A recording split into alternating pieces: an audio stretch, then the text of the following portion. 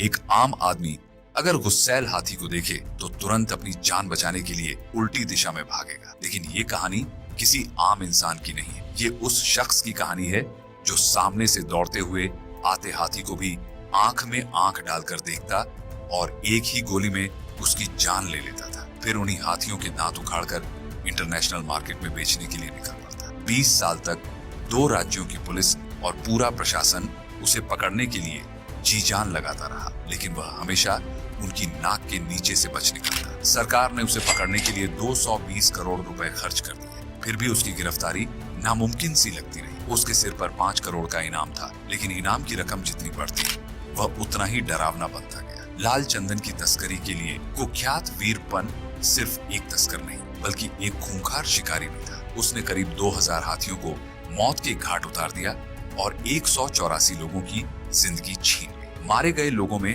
ज्यादातर पुलिस वाले, फॉरेस्ट अफसर और सरकारी कर्मचारी थे। आमतौर पर लोग पुलिस से बचने की कोशिश करते हैं, लेकिन वीरप्पन उन पर खुलेआम हमला करता था। उसने एक बड़े अफसर को मारकर उसके सिर से फुटबॉल खेलने तक का शौक पूरा किया। पुलिस से भागने वाले बहुत देखे हैं, लेकिन पुलिस को ही भागने पर मजबूर करने वाला सिर्फ एक था, वीरप्पन। आज उसकी कहानी इतिहास का हिस्सा बन चुकी है, लेकिन भुलाई नहीं जा सकती। जब भी जंगलों के डाकुओं, लाल चंदन की तस्करी और खूनी खेल की बात होगी, वीरप्पन का नाम जरूर लिया जाएगा। सुनाद रघुराम, जो वीरप्पन की बायोग्राफी के लेखक हैं, उनका मानना था कि वीरप्पन असाधारण काबिलियत वाला इंसान था। एक ऐसा आदमी जो ईश्वर में आस्था रखता था, लेकिन अपने हुनर का इस्तेमाल समाज, जंगल और बेजुबान जानवरों के खिलाफ करता रहा। जिन जंगलों ने उसे तमाम उम्र पुलिस और दुश्मनों की गोलियों से बचाया, उन्हीं जंगलों को उसने बेरहमी से काट काट कर बेच दिया। यही उसकी कमाई का सबसे बड़ा जरिया था।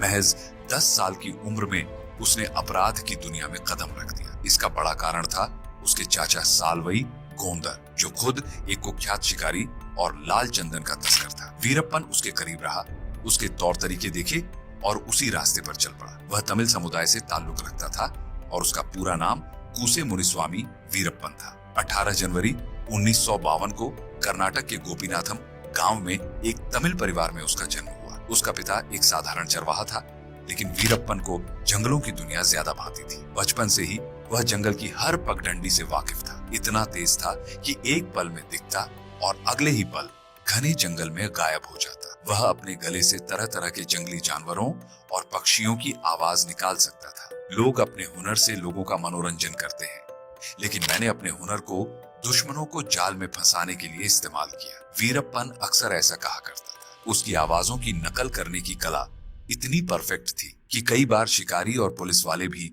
धोखा खा जाते थे। जंगल में उसकी मुलाकात कई खतरनाक शिकारियों से हुई, जिनमें मलूर मम्माटियन नाम का एक शिकारी भी शामिल था। वह हाथियों के दांतों की तस्करी करता था और वीरप्पन उसके काम को बहुत पसंद करता था। उसने देखा कि कैसे एक हाथी को मारकर उसके दांत निकालकर बेचा जाता है और कैसे इससे मोटा पैसा कमाया जाता है। यह सब देखकर उसका मन भी इसी धंधे में लगने लगा। धीरे धीरे वह भी हाथियों के शिकार में उतर गया। जानवरों को मारने में कोई बहादुरी नहीं होती, लेकिन जब इससे दौलत और डर दोनों हासिल हो तो कौन मना करेगा। वीरप्पन के लिए यह सिर्फ शौक नहीं बल्कि उसकी पहचान बन चुका था। उसका सफर यहीं खत्म नहीं होता। आगे की कहानी और भी खौफनाक है, लेकिन अगर आप इसे जानना चाहते हैं तो चैनल को सब्सक्राइब करें और नोटिफिकेशन बेल जरूर ऑन करें, ताकि हमारी हर अगली कहानी आप तक बिना किसी रुकावट के पहुंचे। यह कहानी उस लड़के की है जिसे बचपन में ही बंदूक से खेलना अच्छा लगने लगा था। एक ऐसा लड़का जिसने 10 साल की उम्र में ही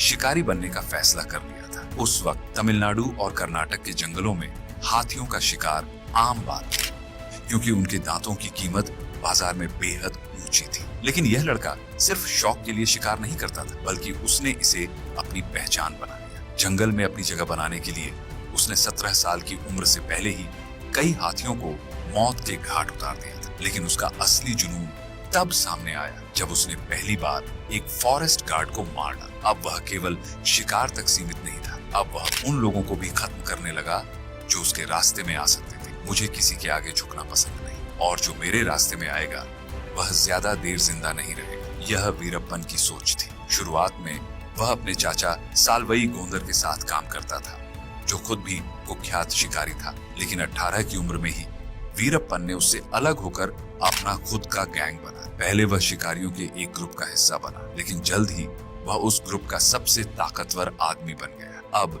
फैसले उसके हिसाब से होने लगे थे। उसकी हैसियत बढ़ती जा रही थी और साथ ही दुश्मनों की संख्या भी। जंगल में उसका नाम इतना बड़ा हो गया कि कई पुराने शिकारी उससे जलने लगे। धीरे धीरे उसके दुश्मनों ने पुलिस से हाथ मिला लिया। अब जब भी वीरप्पन कोई डील करता तो खबर पुलिस तक पहुंच जाती। उसे कई बार अधूरी डील छोड़कर भागना पड़ा। अब मुझे नहीं भागना, बल्कि खेल बदलना है, वीरप्पन ने ठान। उसने अपने खिलाफ मुखबिरी करने वालों को चुन चुन कर मारना शुरू कर दिया। कोई भी फॉरेस्ट गार्ड, पुलिस अफसर या उसका दुश्मन अगर उसके रास्ते में आता तो वह बेरहमी से उसका सफाया कर देता। धीरे धीरे वीरप्पन का आतंक इतना बढ़ गया कि गांवों के लोग भी उसके नाम से कांपने लगे। उसने अपने गैंग में करीब 100 लोगों को शामिल कर लिया, जो जंगल के पानी के स्रोतों पर नजर रखते थे। जब कोई हाथी वहां पानी पीने आता तो सीधे उसके माथे के बीचों बीच गोली मार दी जाती। उसके दांत निकाले जाते और वीरप्पन उन्हें बेचकर मोटा पैसा कमाता। इस तरह उसने करीब 2000 हाथियों को मार डाला और हाथी दांत के काले बाजार में करोड़ों कमाए। लेकिन जैसे जैसे हाथियों की संख्या घटने लगी, सरकार हरकत में आ गई। फॉरेस्ट डिपार्टमेंट ने जंगलों में और ज्यादा सुरक्षा बढ़ा दी। अगर शिकार बंद हो गया तो मैं नया धंधा शुरू करूंगा, वीरप्पन ने सोचा। अब उसने लाल चंदन की तस्करी शुरू कर दी। मल्यागिरी के जंगलों में मिलने वाली यह लकड़ी इंटरनेशनल मार्केट में काफी महंगी बिकती थी। वीरप्पन ने करीब 10,000 टन लाल चंदन की लकड़ी बेच दी, जिसकी कीमत करीब 200 करोड़ रुपए थी। अब तक वीरप्पन का आतंक इतना बढ़ चुका था कि तमिलनाडु और कर्नाटक की सरकारें उसे हर हाल में पकड़ना चाहती थी। लेकिन जो भी पुलिस या फॉरेस्ट अधिकारी वीरप्पन के खिलाफ जाता, वह वापस लौटकर नहीं आता। हमें ऐसा आदमी चाहिए जो इसे रोक सके, सरकार ने फैसला। इसके बाद सरकार ने IFS ऑफिसर पी श्रीनिवास को वीरप्पन को पकड़ने की जिम्मेदारी दी। उन्हें कर्नाटक के चामराजनगर के जंगलों में तैनात किया गया, जो पूरी तरह से वीरप्पन के कब्जे में थे। श्रीनिवास ने वीरप्पन को पकड़ने के लिए 3 साल तक खुफिया नेटवर्क बनाया। 1986 में बेंगलुरु में सार्क शिखर सम्मेलन के दौरान आखिरकार वह पल आया जब सरकार वीरप्पन को पकड़ने में कामयाब हो गई। लेकिन यह कहानी यहीं खत्म नहीं हुई। वीरप्पन को पकड़ने के बाद उसे बदीपाड़ा फॉरेस्ट हाउस लाया गया। यहाँ पुलिस ने उससे वो सारे राज उगलवा लिए जिनकी उन्हें तलाश थी। उसने अपने गुप्त ठिकानों की जानकारी दी, जहाँ उसने भारी मात्रा में चंदन की लकड़ी जमा कर रखी थी। पुलिस ने इन लकड़ियों को जब्त कर लिया। लेकिन असली चौंकाने वाली बात ये थी कि वीरप्पन सिर्फ तमिलनाडु और कर्नाटक तक सीमित नहीं था, बल्कि वह केरल के जंगलों में भी अपनी तस्करी चला रहा था। इसी दौरान DCFP श्रीनिवास को सूचना मिली कि वीरप्पन पुलिस के चंगुल से भाग निकला है। यह खबर किसी धमाके से कम नहीं थी। 1987 में वीरप्पन ने खुलेआम फॉरेस्ट ऑफिसर पी चिदंबरम की हत्या कर दी। यह एक सीधी चुनौती थी सरकार के कानून को, पुलिस को और उन सभी लोगों को जो उसे रोकना चाहते थे। इस हत्या के बाद वीरप्पन पूरे देश में चर्चा का विषय बन गया। वहीं दूसरी ओर पी श्रीनिवास ने उसे पकड़ने की मुहिम को और तेज कर दिया। अब पुलिस का पूरा ध्यान वीरप्पन के गांव गोपीनाथम पर था। यह वही गांव था जहां वीरप्पन ने अपना बचपन बिताया था, जहां उसका पूरा नेटवर्क फैला हुआ था। पुलिस का रवैया अब बेहद सख्त हो गया। गांव में कोई भी ऐसा शख्स जिसे वीरप्पन से जुड़े होने का संदेह होता, उसे उठा लिया जाता, जेल में रखा जाता, पीटा जाता, टॉर्चर किया जाता। कुछ को तो बिजली के झटके तक दिए गए। इस बर्बरता का नतीजा ये हुआ कि कुछ लोग पुलिस की कस्टडी में ही दम तोड़ गए। इससे गांव वालों में पुलिस के खिलाफ गुस्सा पनपने लगा। लेकिन प्यासा श्रीनिवास का तरीका अलग था। वह लोगों से मुलाकात करते, उनकी परेशानियां सुनते, उनकी मदद करने की कोशिश करते। उन्होंने गांव में 40 घर बनवाए, माता मरियम का एक मंदिर बनवाया, सड़कें बनवाई, लोगों को रोजगार दिलाने में मदद की। वह न सिर्फ सरकारी फंड से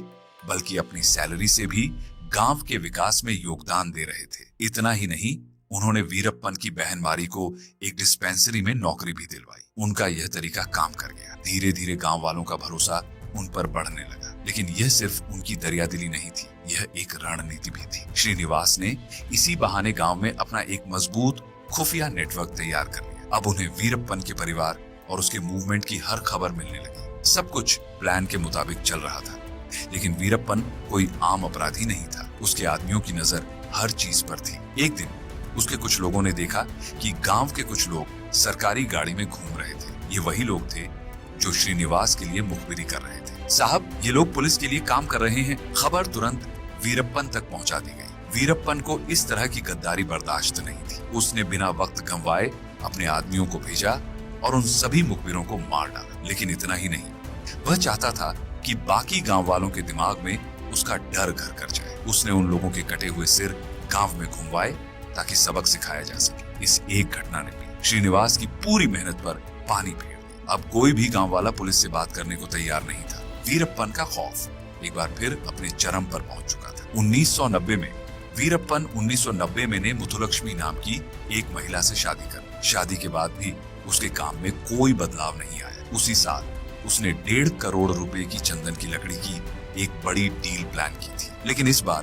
किस्मत ने उसका साथ नहीं दिया। पुलिस को पहले ही भनक लग चुकी थी। जैसे ही वीरप्पन अपने लोगों के साथ डील करने पहुंचा, पुलिस ने पूरे इलाके को घेर लिया। वीरप्पन को अपनी जान बचाने के लिए सारा माल छोड़कर भागना पड़ा। इस घटना ने उसे और ज्यादा खतरनाक बना। अब उसके निशाने पर सिर्फ पुलिस ही नहीं, बल्कि हर वह शख्स था जो उसके खिलाफ खड़ा हो सकता था। वह अब पहले से भी ज्यादा बेरहम और हिंसक हो चुका था। अब मैं खेल के नियम तय करूंगा, वीरप्पन ने कसम खा ली थी। और इसके बाद उसने पुलिस के खिलाफ जो जंग छेड़ी, वह आने वाले कई सालों तक इतिहास में दर्ज होने वाली थी।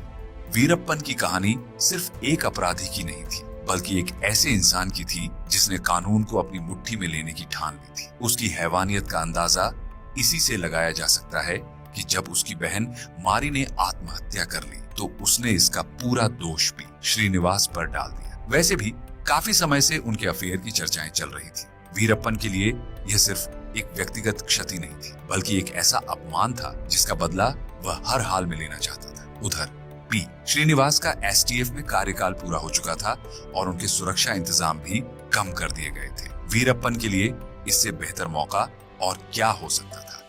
उसने अपने भाई अर्जुन के जरिए एक संदेश भिजवाया, मैं सरेंडर करना चाहता हूँ, लेकिन सिर्फ एक शर्त पर।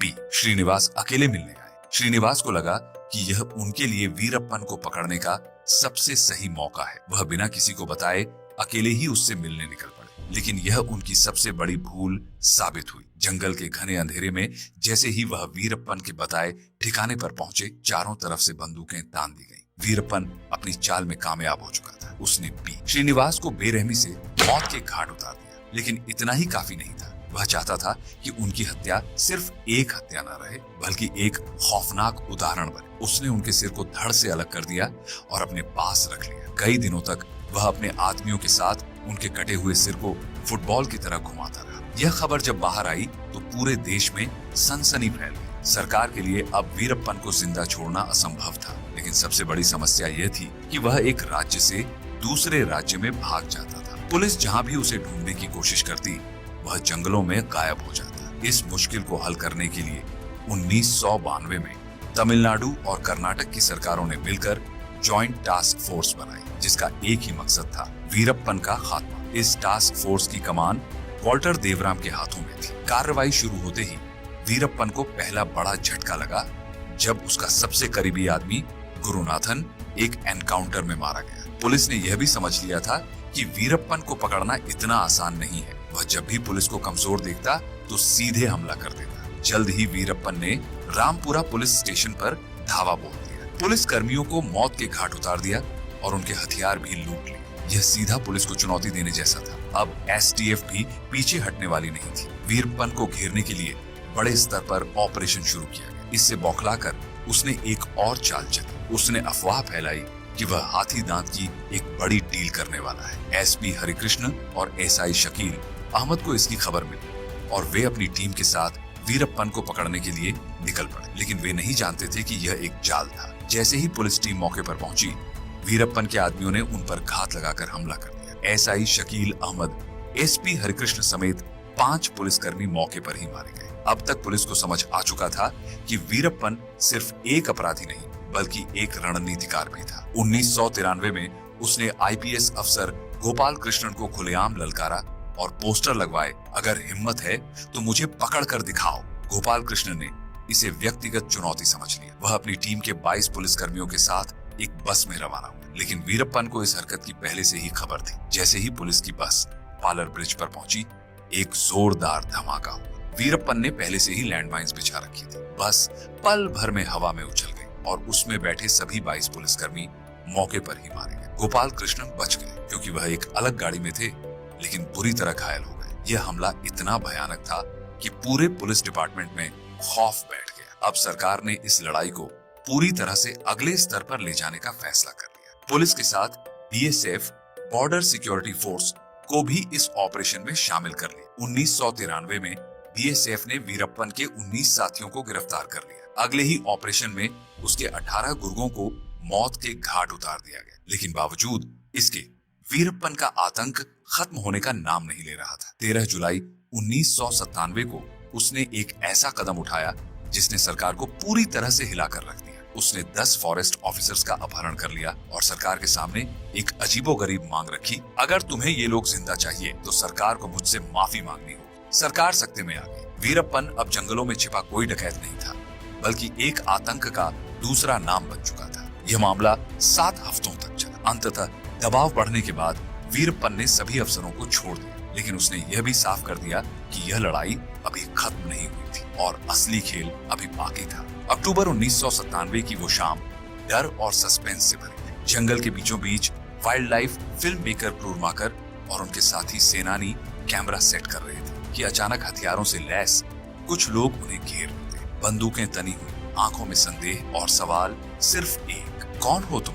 पुलिस के आदमी हो क्या? फिल्म मेकर जितना सफाई देने की कोशिश करते, उतनी ही वीरप्पन के आदमियों की शक की लकीरें गहरी होती जाती। बिना कुछ सुने उन्हें उठा लिया गया। 10 दिन तक जंगल की कैद में रखा गया। हर दिन पूछताछ, हर रात असमंजस। आखिरकार जब यकीन हुआ कि ये वाकई सिर्फ फिल्म बनाने आए थे, तब जाकर उन्हें छोड़ दिया गया। पर वीरप्पन की कहानी सिर्फ यहीं खत्म नहीं होती। साल 2000 में उसने ऐसा दुस्साहस किया जिसे सुनकर पूरे देश की नींद उड़ गई। कन्नड़ फिल्मों के मशहूर अभिनेता राजकुमार को उसने उनके ही घर से उठा लिया। फिरौती की रकम पूरे 1000 करोड़ रुपए। लेकिन सिर्फ पैसे ही नहीं, कुछ और मांगे भी थी जिनके बारे में सरकार ने कभी खुलकर नहीं बताया। अगर अपने स्टार को जिंदा देखना चाहते हो तो जो कहा है वो करो। वीरप्पन का ये संदेश सरकार के लिए चुनौती था। इस पूरे मामले में तमिल मैगजीन नखेर के एडिटर आर गोपाल ने मध्यस्थ की भूमिका निभाई। आखिरकार सरकार को झुकना पड़ा और राजकुमार को 108 दिन बाद आजादी मिली। पर वीरप्पन इतने में रुकने वाला नहीं था। 2 साल बाद 25 अगस्त 2002 को उसने फिर एक बड़ा कदम उठाया। इस बार उसका निशाना था कर्नाटक सरकार के पूर्व कृषि मंत्री एच नागप्पा। मंत्री को उनके ही गांव कामगेरे से अगवा कर लिया गया। सरकार पहले से ही राजकुमार किडनैपिंग के चलते बदनामी झेल चुकी थी, इसलिए इस बार वीरप्पन की मांगे मानने के बजाय उसे खत्म करने की योजना बनाई गई। पर फैसला उल्टा पड़ गया। जब वीरप्पन को लगा कि सरकार झुकने वाली नहीं है, तो उसने मंत्री नागप्पा की हत्या कर दी और लाश जंगल में फेंक दी। यह एक सीधा संदेश था। सरकार और पुलिस दोनों उसकी पहुंच से बाहर थे। यह पुलिस के जॉइंट टास्क फोर्स के लिए सीधी चुनौती थी। अब सरकार के पास सिर्फ एक ही विकल्प था, किसी भी कीमत पर वीरप्पन का खात्मा। साल 2003 में तमिलनाडु की मुख्यमंत्री बनी जयललिता। उन्होंने सबसे पहला टास्क यही तय किया, वीरप्पन का चैप्टर हमेशा के लिए बंद करना है। आईपीएस विजय कुमार को स्पेशल टास्क फोर्स का चीफ बनाया गया और वीरप्पन की मौत का फरमान जारी हो गया। सरकार ने उसके सिर पर 5 करोड़ रुपए का इनाम रख दिया। आईपीएस एन के सेंथामराई कन्नन को एसटीएफ का सेकंड इन कमांड बनाया गया। अब शिकार शुरू हो चुका था, लेकिन यह आसान नहीं था। वीरप्पन को पकड़ना मतलब घने जंगलों में किसी ऐसे आदमी को खोजना जो हर पेड़, हर रास्ते, हर छिपने की जगह से वाकिफ था। विजय कुमार ने 10 महीने तक वीरप्पन से जुड़ी हर जानकारी खंगाली। उसके इंटरव्यू, वीडियो, अपराध के रिकॉर्ड, हर चीज पर बारीकी से नजर डाली। तभी उन्हें एक अहम सुराग मिला। एक वीडियो में वीरप्पन एक किताब पढ़ने की कोशिश कर रहा था, लेकिन सही से पढ़ नहीं पा रहा था। जांच आगे बढ़ी तो पता चला मोतियाबिंद। वीरप्पन को अपनी आंख का इलाज करवाना था। यही वो मौका था जिसका इंतजार किया जा रहा था। एसटीएफ ने वीरप्पन के 2 साथियों को अपने पक्ष में कर लिया था। इनमें से एक जंगल से बाहर रहकर वीरप्पन के धंधों को संभालता था और दूसरा वीरप्पन के साथ ही रहता था। ये दोनों सूचनाएं देते और एसटीएफ तक ये खबर पहुंचती। 16 अक्टूबर 2004 एक छोटी सी चाय की दुकान पर 2 अनजान से दिखने वाले लोग बैठे थे। हल्की हल्की बारिश हो रही थी। माहौल में सन्नाटा था। वहीं पास में बैठा आईपीएस एन के सेंथामराई कन्नन इन दोनों को ध्यान से सुन रहा था। उनमें से एक ने धीरे से कहा, वीरप्पन 18 अक्टूबर को जंगल से बाहर आएगा। अपनी आंख का इलाज करवाना है। उसे। यह सुनते ही कन्नन ने गहरी सांस ली। यह वही मौका था जिसका एसटीएफ को सालों से इंतजार था। खबर तेजी से आईपीएस विजय कुमार तक पहुंची।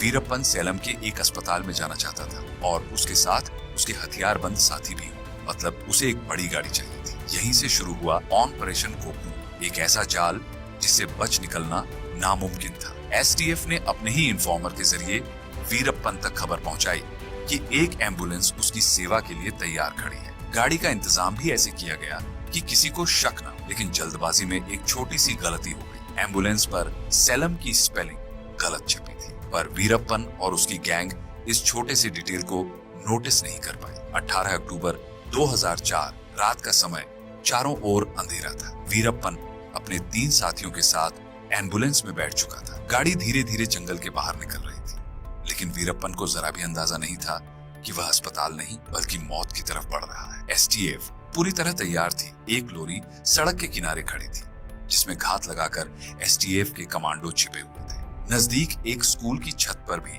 निशानेबाज तैनात थे। जैसे ही एम्बुलेंस तय लोकेशन पर पहुंची, उसके ड्राइवर ने नीली लाइट और फॉग लाइट जलाकर संकेत दिया, शिकार जाल में फंस चुका है। अचानक बीच सड़क पर खड़ी लोरी को आगे बढ़ा दिया गया, जिससे रास्ता पूरी तरह बंद हो गया। एम्बुलेंस का ड्राइवर तुरंत ब्रेक मारता है। भीतर बैठे लोग अचानक लड़खड़ा जाते हैं। इससे पहले कि वे कुछ समझ पाते, ड्राइवर और हेल्पर दरवाजे खोलकर बाहर कूद जाते हैं और तेजी से एसटीएफ की टीम में शामिल हो जाते हैं। इसके बाद चारों ओर से घेरा कस लिया जाता है। एसटीएफ ने लाउडस्पीकर पर वीरप्पन को सरेंडर करने का आखिरी मौका दिया। वीरप्पन, बाहर आओ, हथियार डाल दो। लेकिन वीरप्पन कौन सा इतनी आसानी से हार मानने वाला था। एम्बुलेंस के भीतर से पहली गोली चली और उसी पल गोलियों की बरसात शुरू हो गई। जवाबी फायरिंग में कुछ ही मिनटों के भीतर वीरप्पन और उसके साथी ढेर हो गए। भारत के सबसे खतरनाक डकैत का अंत हो चुका था। अगली सुबह अखबारों की हेडलाइंस में सिर्फ एक ही नाम था, वीरप्पन खत्म। तमिलनाडु की मुख्यमंत्री